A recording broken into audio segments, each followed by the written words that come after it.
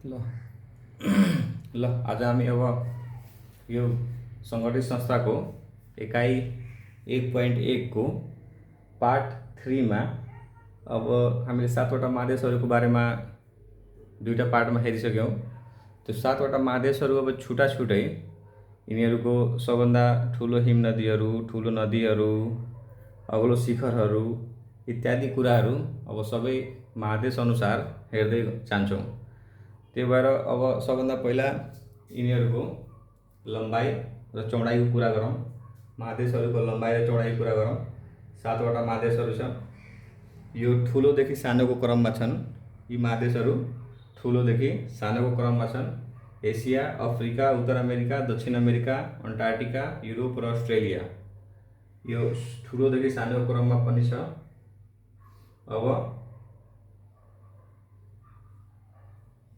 अब यिनीहरूको लम्बाइ र चौडाइको कुरा गरौँ। सबभन्दा पहिला एसिया। एसियाको लम्बाइ याद गर्न पनि अलि सजिलै छ। जस्तै पूर्व पश्चिम 9600 किलोमिटर छ र उत्तर दक्षिण 8600। यसको 9600 र 8600 किलोमिटर छ एसियाको। त्यस्तै अफ्रिका अलिकति उत्तर दक्षिणतिर फराकिलो छ। उत्तर दक्षिणतिर यसको नक्सामा हेर्दाखेरि नै फराकिलो देखिन्छ अफ्रिका। त्यही भएर उसको उत्तर दक्षिण 8000 किलोमिटर छ। 8000 किलोमिटर छ भने यसको पूर्व पश्चिम अलिकति कम 74-40 छ। 74-40 किलोमिटर अफ्रिका भइहाल्यो। त्यस्तै अब त्यसपछिको तेस्रो सबभन्दा ठुलो महादेश उत्तर अमेरिका महादेश हो। उत्तर अमेरिका महादेश पनि अलि उत्तर र दक्षिणमा अलिकति फराकिलो गएको छ। उत्तर र दक्षिण फराकिलो छ उत्तर अमेरिका महादेश। त्यो कति छ त 72 किलोमिटर 7200 किलोमिटर 7200 किलोमिटर उत्तर अमेरिका 7200 किलोमिटर। उत्तर दक्षिण र पूर्व पश्चिम 4800 किलोमिटर। निकै नै डिफरेन्स 4800 किलोमिटर। दक्षिण अमेरिका महादेश चौथो ठुलो महादेश दक्षिण अमेरिका। यो पनि उत्तर दक्षिणमा अलि फराकिलो गएको छ 74-42। यो 74-40 छ अफ्रिकाको। यो 74-42 किलोमिटर। र यसको पूर्व पश्चिम लम्बाइ कति छ 52-21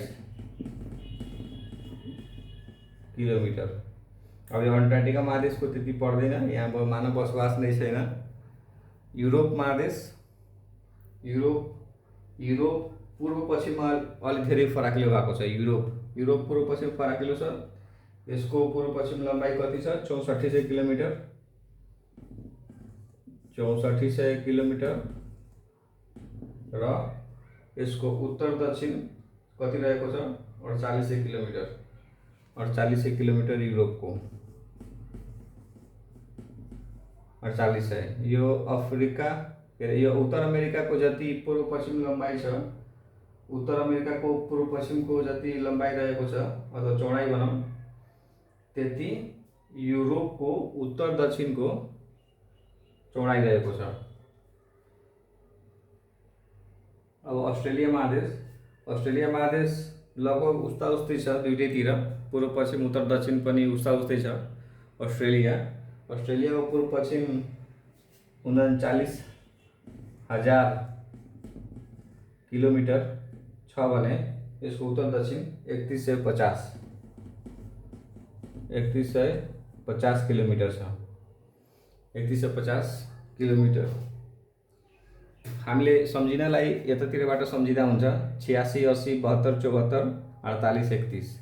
86, 80, 72, 74, 48, 31। 86, 80, 72, 74, 48, 31।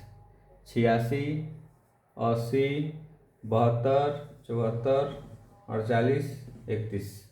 86, 80, 72, 74, 48, 31। यसरी याद गर्दा सजिलो हुन्छ हामीले सम्झिनलाई। यस्तोमा धेरै जसो क्वेसनहरू जोडा मिलाउन मात्रै आउँछन्, त्यही भएर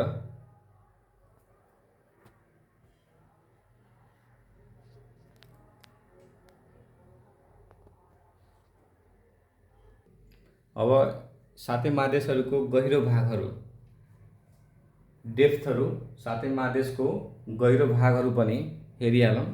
एसिया महादेशको सबभन्दा गहिरो भाग कुन रहेको छ? मृत सागर, जुन कहाँ रहेको छ? इजरायलमा।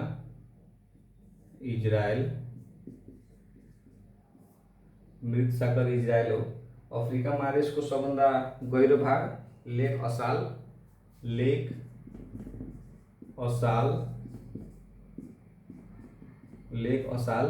यो कहाँ छ त? जिबुटीमा रहेको छ। उत्तर अमेरिकाको सबभन्दा गहिरो भाग डेथ भ्याली, यसको नाम नै डेथ भ्याली रहेको छ, यो अमेरिकामा पर्दछ। त्यस्तै अब दक्षिण अमेरिकाको सबभन्दा गहिरो भाग पेनिनसुला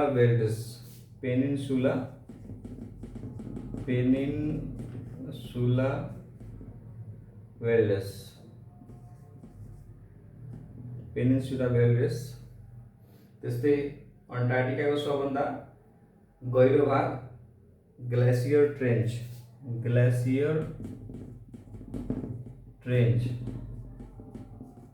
सबभन्दा गहिरो भाग ग्लेसियर ट्रेन्च। युरोप महादेशको सबभन्दा गहिरो भाग क्यास्पियन सागरको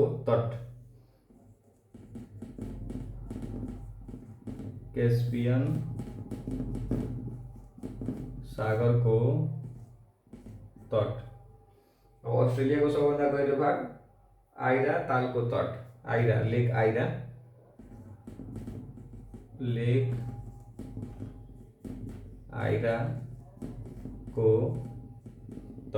लेक आइराको तट। अस्ट्रेलिया महादेशको सबभन्दा गहिरो भाग लेक आइराको तट। यति कुरा हो गहिरो भागहरूको। अब हामीहरू ठुला हिमनदीको बारेमा हेरौँ। ठुलो हिमनदीहरू, एसिया महादेशको सबभन्दा ठुलो हिमनदी सियाचेन, एसियाको सबभन्दा ठुलो हिमनदी सियाचेन। अफ्रिका महादेशको सबभन्दा ठुलो हिमनदी किलिमन्जरो,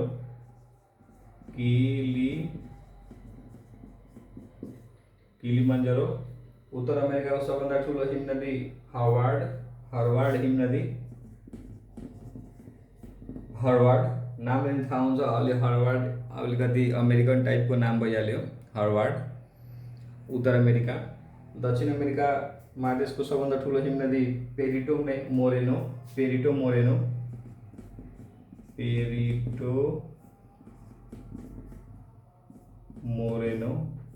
दक्षिण अमेरिकाको सबभन्दा ठुलो पेरिटो मोरेनो। त्यस्तै अन्टार्क्टिकाको सबभन्दा ठुलो हिमनदी हर्ट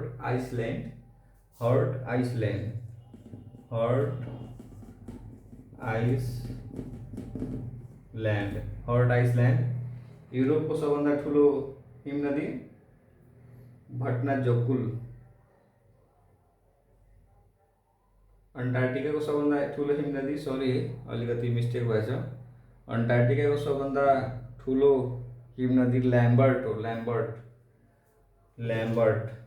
यो हर्ट आइल्यान्ड अस्ट्रेलियाको हो, यहाँ ल्याम्बर्ट, यो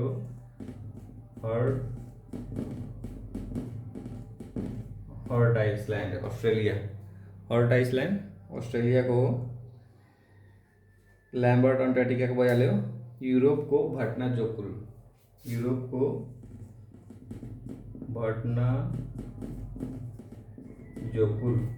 भट्नाजोकुल। यति कुरा हिमनदीहरूको बारेमा।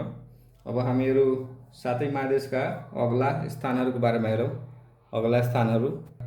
सबभन्दा अग्ला स्थानहरू हेरौँ। अब सातै महादेशको एसियाको हामीलाई थाहै छ सबभन्दा र विश्वकै सबभन्दा ठुलो अग्लो स्थान सगरमाथा हो। यसको लम्बाइ कति रहेको छ? 8,848 मीटर। यसको सगरमाथाको 8,848 मिटर। त्यसपछि अफ्रिकाको किलिमन्जरो, अफ्रिकाको जुन सबभन्दा ठुलो हिमनदी थियो त्यही यहाँको किलिमन्जरो सबभन्दा अग्लो स्थान पनि हो किलिमन्जरो।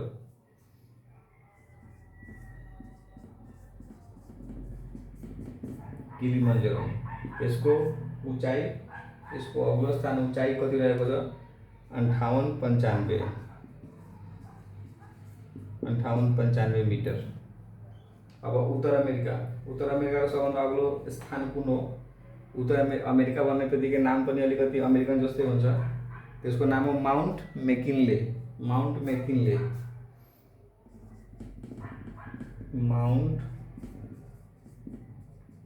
मेकिनले। यसको उचाइ कति रहेको छ?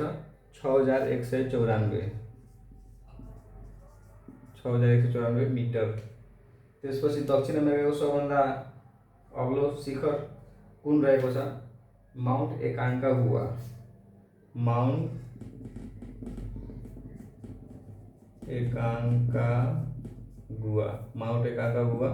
यसको लम्बाइ कति रहेको छ?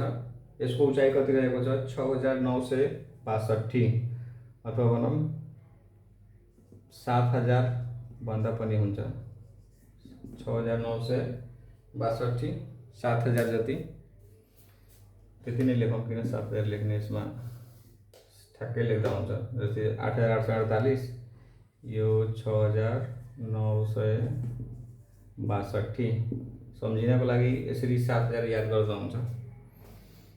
अन्टार्क्टिकाको सबभन्दा अग्लो शिखर अथवा स्थान भिन्सेन्ट म्यासिफ अन्टार्क्टिका। भिन्सेन्ट म्यासिफ अन्टार्क्टिका। त्यसपछि युरोपको सबभन्दा अग्लो स्थान माउन्ट एल्ब्रुज। यो भिन्सेन्ट म्यासिफको 4,892 मिटर रहेको छ भिन्सेन्ट म्यासिफ। युरोपको माउन्ट एल्ब्रुज यसको 5,633। युरोपको माउन्ट एल्ब्रुज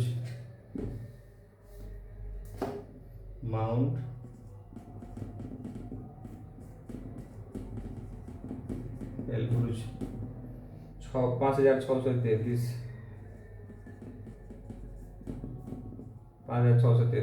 अस्ट्रेलियाको सबभन्दा अग्लो स्थान जायापन्कक, पपुवा न्यू गिनी हो। जायापन्कक।